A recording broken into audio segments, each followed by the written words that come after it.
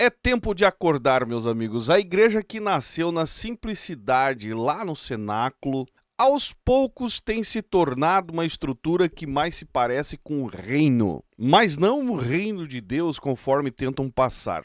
Reino terreno. O altar a qual eles dizem ser sagrado se torna um trono e a liderança vira herança. É sobre esse assunto que nós vamos falar no vídeo de hoje, porque na maioria das vezes não é eleição para eleger uma nova diretoria, um novo presidente da igreja, um pastor responsável, mas sim uma verdadeira aclamação. Se não é inscrito, se inscreve. Se já é inscrito, verifica a inscrição, deixa o seu like que é importante e eu peço que no decorrer do vídeo você também deixe o seu comentário, o seu testemunho que é importante. Eu sei que muita gente não gosta de comentar quando eu trago assuntos da Assembleia de Deus. Alguns têm medo, né? Mas se você não fizer por você, não colocar para fora aquilo que você enxerga ou pelo certo, ou sofreu ou está sofrendo dentro desse contexto, a coisa vai continuar do jeito que está, meus amigos. Eu até recebi um recado hoje que diz o seguinte, olha só, para você ter ideia o que acontece. Eu não vou ler tudo, mas só para você entender. Depois do vídeo de ontem, a Comissão de Contas, o vídeo, né, o último vídeo sobre a de Belém, São Paulo, aí, que está aí no canal. Depois do vídeo de ontem, a Comissão de Contas do Belém se reuniu com o presidente e o CO. Porém, o CO aí fala aqui, né, bateu na mesa, entre outras palavras, chamou o presidente da Comissão de Contas de uma pessoa sem moral para questionar. Enfim, para você entender que quando você se manifesta, alguma coisa acontece. Eles fazem porque eles têm medo que as receitas caiam. Não é simplesmente para organizar, não se engane. É para organizar, para agradar você, para você continuar dizimando. É mais ou menos por aí. Então deixe seu comentário que é importante e bora para o assunto do vídeo de hoje, que nós vamos falar sobre o reino dos Padilhas. Vamos então fazer uma reflexão aqui sobre a sucessão na família Padilha. Para você entender, a família Padilha, que nós já fizemos vídeos de muita coisa que acontece com respeito a eles, essa família já viveu seu auge de influência dentro das Assembleias de Deus do Ministério de Belém. Especialmente no estado de São Paulo, meus amigos. Chegou a ser registrado 3 membros da família congregando, Zaio? Não, na mesa diretora da Confradesp.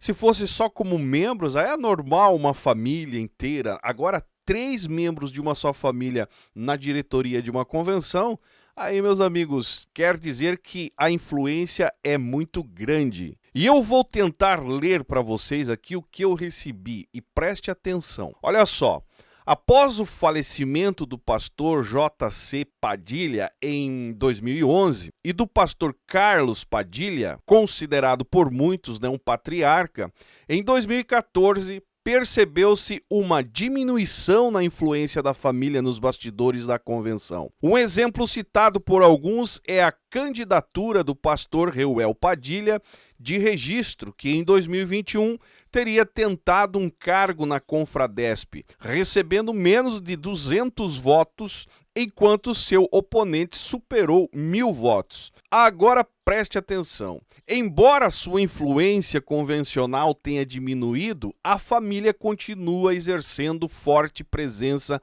nos campos e igrejas que lidera. Alguns enxergam isso como o que se chama de feudos ministeriais, ou até mesmo reinos e dinastia. O que chama atenção, segundo os relatos de membros e obreiros da denominação, é o padrão de sucessão familiar direta na liderança dessas igrejas. Alguns enxergam isso como natural e legítimo. Agora outros, porém, levantam preocupações sobre a democracia interna e a transparência nos processos de escolha da liderança. Enquanto muitos obreiros constroem sua caminhada ministerial de forma gradual, é apontado que alguns membros dessa família ascenderam à presidência de campos com menos de 30 anos de idade. E isso, claro, leva discussões, né, sobre mérito, preparo, critérios de escolha. Eu imagino que tenha muitos outros preparados para assumir, mas o filho é a bola da vez. às vezes, na grande maioria, sem sequer aparentemente um chamado, simplesmente porque é filho, enfim, é o herdeiro. Agora olha a lista que eu recebi, meus amigos.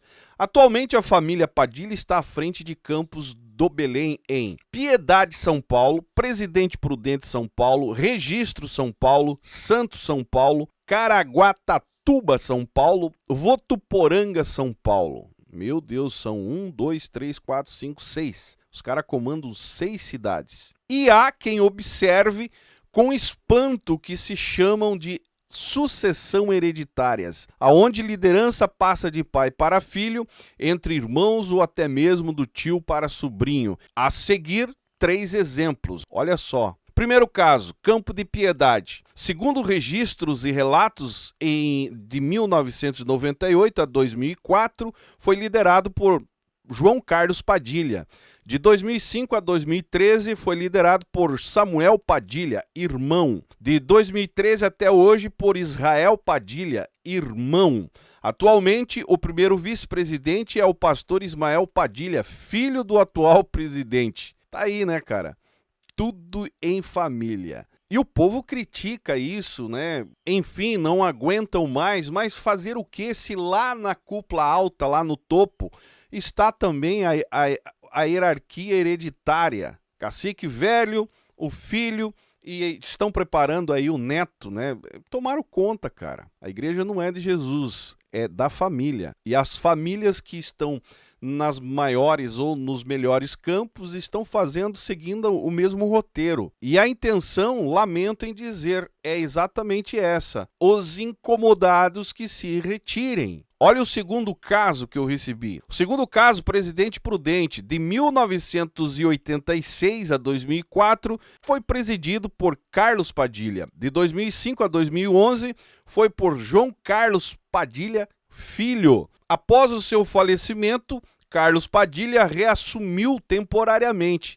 Em 2013, Samuel Padilha, outro filho, que é bom deixar claro, assumiu e está até hoje. E o atual segundo vice-presidente, adivinhe quem é? É o Carlos Padilha Neto, filho do presidente. Meu Deus, cara.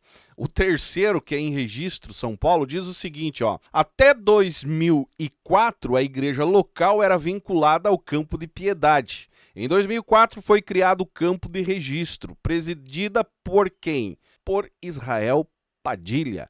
Em 2013, ele foi sucedido por Reuel Padilha, seu sobrinho, que permanece no cargo até hoje. E tem uma observação aqui no e-mail que diz o seguinte: vale lembrar que o Campo de Santos, segundo vídeos já divulgado aqui no canal, houve uma tentativa de sucessão que, segundo fontes locais, não teve o mesmo sucesso, sendo considerada por alguns como o único caso que saiu do script. Alguns membros defendem que todas as sucessões acontecem de maneira legítima, em Assembleia Geral, né, em assembleias formais. Por outro lado, há relatos de que essas assembleias seriam mais cerimônias do que democracia, ou cerimoniais, né, do que uma democracia. Inclusive, olha só, com votações feitas de forma pública e intimidadora. Frases como essa: quem aprova permanece sentado.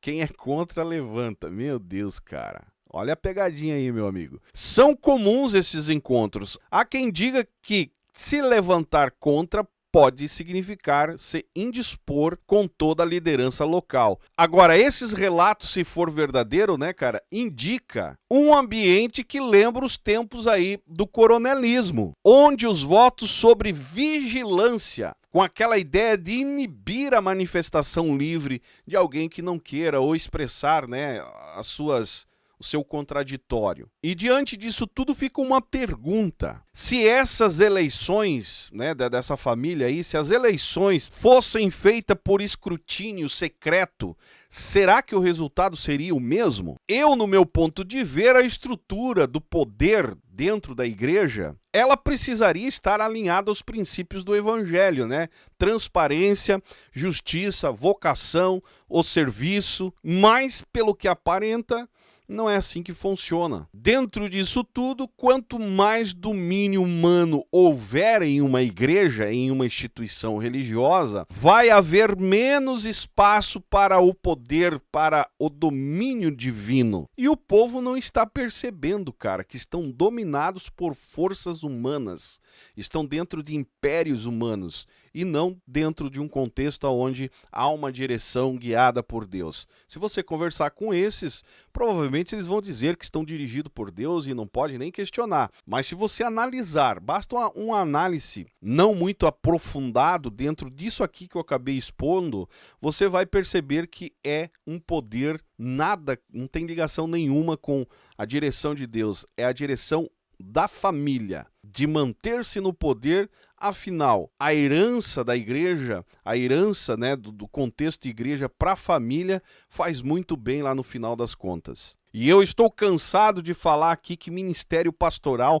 não é herança familiar. O chamado não é genético. Não existe linhagem espiritual herdada, né, por sobrenomes. O próprio Espírito Santo, que eles dizem, né, que seguem a direção do Espírito Santo, mas o próprio Espírito Santo não é herança de pai para filho. Afinal, o que está dentro do contexto bíblico é que o Espírito Santo escolhe quem ele quer, capacita quem ele quer e unge quem ele quer. E nesse caso aqui, será que o Espírito Santo só quer a família?